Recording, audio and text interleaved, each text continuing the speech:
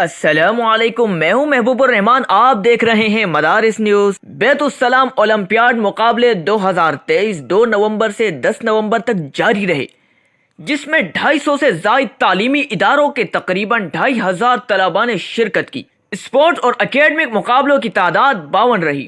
افتتاحی تقریب intellect school Korangi میں بروز جمعرات 2 نومبر صبح 9 بجے، جبکہ تقریب تقسیم انعامات 12 نومبر بروز اتوار شام 7:30 بجے معین خان اکیڈمی میں ہوئی۔ گورنر آف پنجاب جناب بلیغ الرحمان تقریب کے مہمان خصوصی تھے۔ بیت السلام اولمپیاڈ اختتامی تقریب کی ایک اہم اور خاص بات یہ بھی رہی کہ حسب روایت مقابلوں میں شریک طلباء کی نمائندگی کرتے ہوئے 20 طلباء اسٹیج پر صف بندی کی صورت میں جمع ہوئے اور قومی ترانہ پیش کیا۔ اس موقع پر مجمع کے تمام حاضرین ترانے کے اختتام میں کھڑے رہے۔